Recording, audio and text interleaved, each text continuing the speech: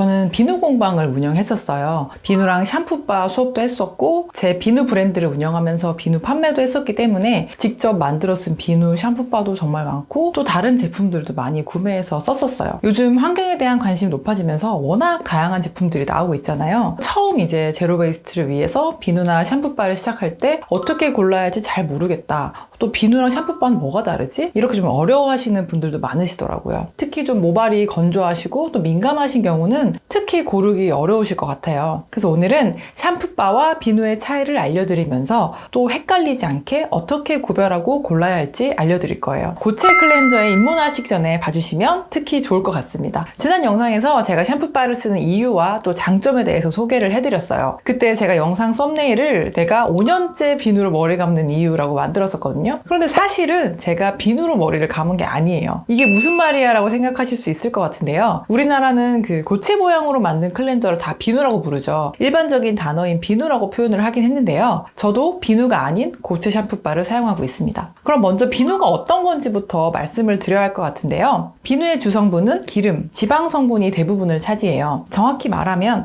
그 기름, 지방에 있는 지방산이라는 성분이 반응을 하는 건데요. 여기에 강한 알칼리성 물질이 만나서 그 만들어지는 계면활성제가 비누인데요. 계면활성제는 그냥 두면 절대 섞이지 않는 물과 기름을 섞이게 해주는 그런 성분이라고 보시면 돼요. 그 과정을 통해서 그 기름 성분의 노폐물이 물과 함께 씻겨 내려가는 그런 세정 역할을 도와줍니다. 비누는 역사가 굉장히 오래된 인류 최초의 세정제인 거죠. 근데 이 비누가 이제 대량 생산이 되면서 코코넛 오일, 팜 오일, 올리브 오일 같은 식물성 오일들을 주로 사용해서 만들고 있고요. 여기에 강한 알칼리성 물질로는 소듐 하이드록사이드 또는 수산화 나트륨이라고 불리는 물질을 사용합니다. 이걸 녹인 물과 함께 섞어서 이제 화학적인 반응이 일어나면서 처음에 이제 기름 상태가 아니라 이제 새로운 물질로 바뀌게 돼요. 비누화라는 화학 반응을 일으키고 그 결과로 이제 비누가 만들어지게 됩니다. 반대로 말하면 이런 비누화 과정을 거친 것만 비누이고 고체 모양의 클렌저이지만 비누화 과정을 거쳐서 만들어진 게 아니라면 비누가 아닌 거예요.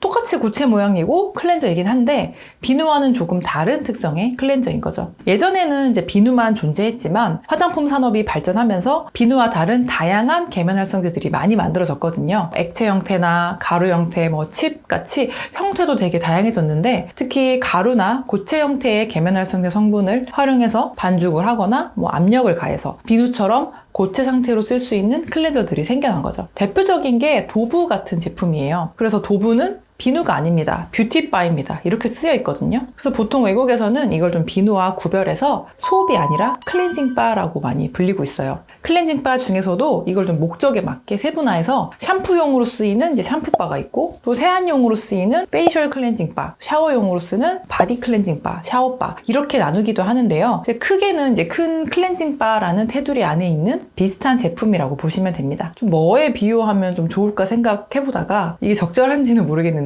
김치와 겉절이가 생각이 났어요. 채소를 이제 소금물에 절여가지고 양념에 이제 버무리고 발효 과정까지 거쳐서 만들어지는 게 김치잖아요. 그냥 채소에 양념을 넣고 버무린 거는 겉은 비슷하지만 정확히 표현하면 이제 김치가 아니고 겉절이죠. 그거는 제조 과정이 아예 다르고 그렇기 때문에 좀 맛도 좀 다르고 발효 성분의 그런 차이도 있는 거죠. 비누와 클렌징바도 겉으로는 좀 비슷하지만 제조 과정이 다르기 때문에 차이는 분명히 있습니다. 비누화 과정을 통해서 만들어진 계면활성제, 즉 비누는 반드시 약 알칼리성을 띠고 있어요. 약 알칼리성의 가장 큰 특징은 세정력인데요. 세정력이 아주 강합니다. 그래서 피지나 노폐물을 잘 제거하는 그런 특성이 있는데요. 하지만 피부에 따라서 필요한 각질과 피지까지 좀 과도하게 제거하기도 하기 때문에 좀 피지가 많지 않고 건조하고 민감한 피부에는 좀 비누가 자극이 될 수도 있어요. 반면에 이렇게 비누화 과정을 거치지 않고 이미 만들어진 다른 종류의 계면활성제를 가공해서 만들어진 클렌징바, 샴푸바들은 주로 약산성이나 중성을 띱니다. 대부분 약산성으로 만들어진 경우가 많아서 약산성 비누 이런 이름으로 많이 불리고 있는데요. 비누가 사실은 아니기 때문에 정확한 표현은 사실 아닌 거죠. 이런 약산성 제품의 특징은 세정력이 알칼리성 제품에 비해서는 좀 낮은 편이에요. 대신 자극도 적습니다. 그래서 민감한 피부나 좀 건조한 피부, 노화 피부들에게 잘 맞다고 볼 수 있어요. 약 알칼리성, 약산성, 중성 요거 조금 어렵죠. 이거를 이제 pH라고도 부르고 수소 이온 농도라고도 부르는 건데요. 좀 쉽게 설명드려 볼게요. 전체적인 흐름만 이해하시면 될 것 같아요. 이게 이제 1에서 14레벨까지로 이제 나눠지는데요. 이 가운데 있는 레벨 7이 중성입니다. 깨끗하게 정제된 물이 이제 pH 7의 중성이고요.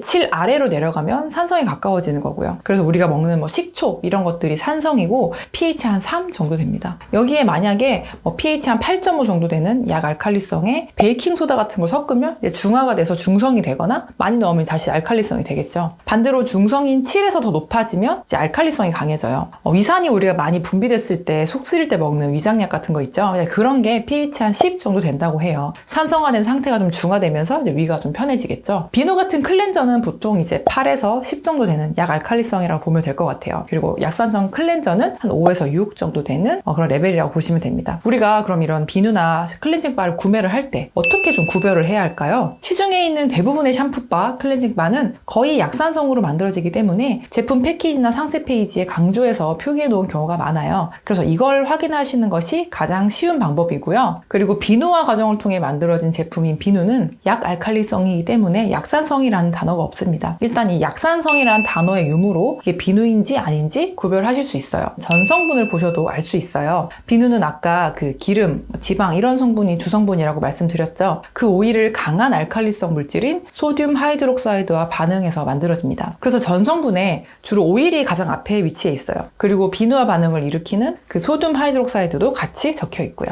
이 동급화 비누를 한번 볼게요. 전성분을 보면 코코넛 야자 오일이 맨 처음에 있죠. 그리고 물, 정제수가 들어가고요. 그다음 카놀라 오일, 그다음 비누화 반응을 일으키게 해주는 소듐 하이드록사이드가 들어가 있습니다. 그러니까 이 제품은 클렌징 바가 아니고 이제 비누가 맞겠죠. 다음은 한율 어린 쑥 수분 진정 크림 비누를 볼게요. 이 비누는 앞에 보여드렸던 동급화 비누와 달리 전성분 앞쪽에 오일이 보이지 않죠? 하지만 이 제품도 비누인 이유는 제가 아까 오일에 있는 지방산과 소듐 하이드록사이드가 만나서 비누화 반응을 일으켰다고 말씀드렸었는데요. 이 비누는 오일 대신에 오일에서 유래된 지방산 성분만을 따로 사용해서 비누화 반응을 시킨 그런 제품 같아요. 그래서 전성분 앞쪽에 오일 대신에 미리스틱 애시드, 라우릭 애시드 같이 코코넛과 팜에서 유래되는 지방산 성분이 기재되어 있고요. 비누화 반응을 일으키는 소듐 하이드록사이드와 비누화 반응을 유도하는 또 다른 성분인 포타슘 하이드록사이드가 함께 들어가 있습니다. 그런데 비누인데도 오일이나 소듐 하이드록사이드를 적어놓지 않은 경우도 있는데요. 이거는 비누화가 일어나고 나면 이제 비누 성분으로 바뀐다고 했죠. 그래서 이 처음에 오일 성분과 소듐 하이드록사이드는 존재하지 않게 돼요. 그리고 나서 이제 만들어지는 비누 성분 그 자체를 적어 놓은 경우도 있습니다. 이 비누를 한번 볼게요. 소듐 팔메이트, 소듐 팜 커넬레이트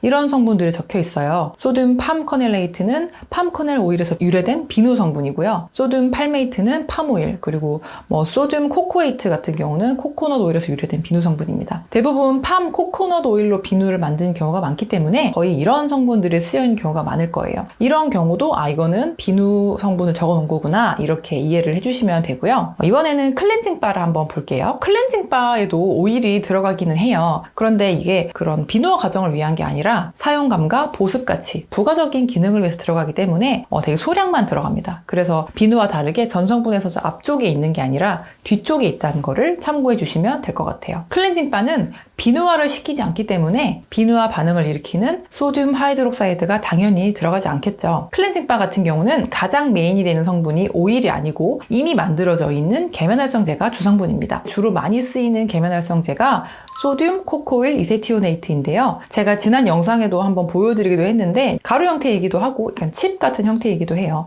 이 계면활성제를 단독으로 쓰기도 하고 다른 가루 형태나 액상 계면활성제들과 같이 배합을 해서 서로 좀 보완을 해주고 사용감이나 효과를 높여주기도 합니다. 주로 같이 쓰이는 성분들이 코코베타인, 데실글루코사이드, 소듐 코코일 에풀 아미노산 같은 성분들이 같이 많이 쓰이고 있어요. 이 제품도 전성분을 보면 역시 소듐 코코일 이세티오네이트가 가장 많은 주성분으로 들어가 있죠. 그래서 이거는 비누가 아니고 클렌징 바이구나 이렇게 성분을 보고 아실 수 있습니다. 그리고 코코베타인 이것도 액상으로 된 계면활성제의 한 종류이고요. 비누화를 일으키지 않기 때문에 소듐 하이드록사이드는 들어가지 않고요. 그 외에 약간의 추출물과 오일이 함께 들어가 있는 걸 볼 수 있습니다. 앞으로 고체 클렌즈 제품들을 보실 때 성분을 보시고 이건 비누가 아니고 계면활성제 가루나 칩, 액상으로 된 거를 같이 섞어서 반죽을 하거나 압축해서 만든 클렌징 바이구나 이렇게 이제 구별을 해서 이해하실 수 있을 겁니다. 비누와 클렌징 바, 이 중에 뭐가 더 좋은가요? 이제 이런 질문을 하실 수 있을 것 같아요. 저는 말씀드린 대로 비누 공방을 운영했었고 비누 브랜드도 만들어서 판매했던 사람이라서 당연히 정말 비누를 좋아해요. 20대 중반부터 거의 비누만 썼었고 머리도 비누를 감고 그렇게 했었는데요. 그런데 지금은 사실 비누를 많이 쓰진 않습니다. 확실히 제가 30대가 넘어가고 또 출산을 하고 나서부터 노화가 오고 그러다 보니까 원래는 좀 중성 피부에 가깝고 민감한 피부도 아니었는데 지금은 피부가 좀 많이 건조해지고 좀 민감해졌어요.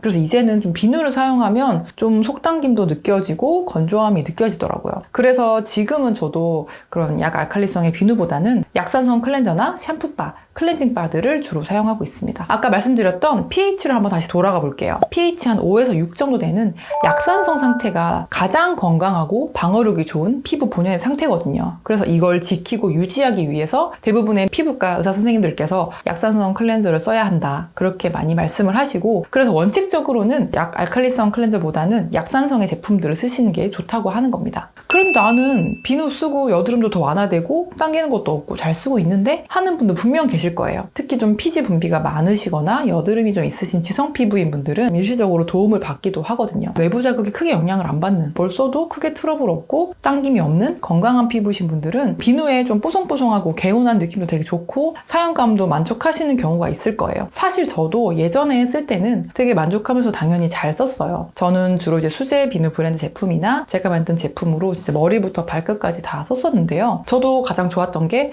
뽀득뽀득 잘 씻기면서 당기지 않아서 되게 좋아했었고, 또 피부가 조금 거칠다 싶을 때는 비누로 한 2번 정도 씻어주면은 따로 각질이나 피지 관리할 필요 없이 깨끗하게 피부가 잘 관리돼서 참 좋더라고요. 그렇게 만족하면서 쓰고 계시는 분들은 당장 바꾸실 필요는 없다고 생각합니다. 그래도 장기간 사용하거나 저처럼 좀 피부가 변화하고 있는데도 계속 그런 클렌저를 사용하시면 피부 장벽을 좀 약화시킬 수가 있어요. 안 그래도 부족해지는 피지와 수분을 더 없애버릴 수도 있고, 그렇게 되다 보면 기름은 더 나오는데 수분은 적은 소위 말하는 수부지 피부로 변할 수도 있고 점점 더 건조해지고 민감해질 수도 있습니다. 저처럼 좀 나이가 들면서 피부가 건조해지면 예전에는 잘 맞던 제품이 지금은 좀 당기고 건조하고 안 맞는 그런 경우가 생길 수 있거든요. 나의 변화를 좀 잘 캐치해 주시는 게 중요해요. 혹시 그런 변화를 느끼게 되시면 지금은 내 피부가 좀 달라졌구나, 그걸 좀 인지해 주시고 제품을 좀 바꿔주는 것도 중요합니다. 지금 약산성 제품을 트러블 없이 잘 쓰고 계시다면 그대로 유지해 주시는 게 좋고요. 혹시 좀 비누를 잘 쓰시다가 건조해지고 당기는 경험을 하시게 되신다면 좀 더 좀 세정력이 약하고 자극이 적으면서도 제로 웨이스트까지도 실천할 수 있는 약산성 클렌징 바로 바꿔보시는 걸 추천해 드릴게요. 특히 이제 샴푸를 하실 때는 이제 비누보다는 약산성 클렌징 바를 쓰시는 걸 추천해 드리는데요. 비누는 우리가 세안을 하더라도 기초 제품들을 얼굴에 발라주면서 약산성으로 좀 맞춰지거든요. 그런데 두피나 모발은 우리가 따로 어떤 기초 제품을 발라준 경우가 많지 않고 수많은 머리카락으로 이루어져 있잖아요. 이 머리카락의 겉면을 구성하는 모표피라는 부분이 있는데요. 이게 약간 비늘처럼 생겼어요. 그러니까 그런 부분이 약 알칼리성에도 노출이 되면은 딱 이렇게 닫혀있지 않고 좀 벌어지기 때문에 그런 건조함과 뻣뻣함이 더 느껴지실 거고 좀 사용감도 좋지 않을 거예요. 그리고 그 벌어진 틈 사이로 외부 자극에도 좀 취약해지는 편이고요. 그래서 세안은 비누로 해도 괜찮은데 머리는 비누로 감으니까 너무 뻣뻣하고 또 오히려 기름이 많이 생긴다, 이렇게 말씀하시는 분들도 많이 계세요. 그래서 특히나 샴푸 같은 경우는 고체 제품으로 쓰고 싶으시면 비누보다는 약산성 클렌징 바, 샴푸바 제품을 사용하시는 것이 훨씬 사용감도 좋고 또 모발, 두피 건강에도 좋으실 겁니다. 다시 한번 정리하자면 비누와 클렌징 바는 제조 방식부터가 다릅니다. 원칙적으로는 약산성 클렌징 바를 써주시는 게 우리 피부 건강에 더 좋은데요. 지금 비누를 잘 쓰고 계신다면 당장 바꾸실 필요는 없지만 좀 장기간 사용했을 때 피부 장벽에 영향을 줄 수 있고 또 내 피부가 좀 변화하면서 또 건조하거나 나중에는 당길 수 있는 점을 좀 기억해 주세요. 그럴 때는 약산성 클렌징 바 같은 제품으로 바꿔주시는 게 좋습니다. 그리고 특히 모발은 비누로 머리를 감으면 모표피 부분이 좀 팽창되고 이제 벌어져서 외부 자극에도 더 취약해지고 건조해질 수 있어요. 그래서 약산성 클렌징 바를 써주시는 것이 또 사용감과 모발 두피 건강에도 더 좋으실 거예요. 오늘은 지난 영상에 이은 샴푸바 2번째 시리즈였어요. 오늘 제가 말씀드린 내용을 토대로 선택해 주신다면 샴푸바를 고르실 때 좀 헷갈리지 않으실 것 같고 좀 보다 현명하게 나에게 맞게 잘 선택하실 수 있으실 겁니다. 다음 영상으로는 제가 잘 쓰고 있는 클렌징 바, 샴푸바 이런 제품들을 소개해 드리려고 준비하고 있으니까요. 오늘 영상이 도움이 되셨다면 구독, 좋아요, 알림 설정 해주시고 조금만 더 기다려주세요. 궁금하신 점들은 댓글로 남겨주시면 제가 최대한 답변 드리겠습니다. 지금까지 영상 봐주셔서 감사합니다. 책꿈이었습니다.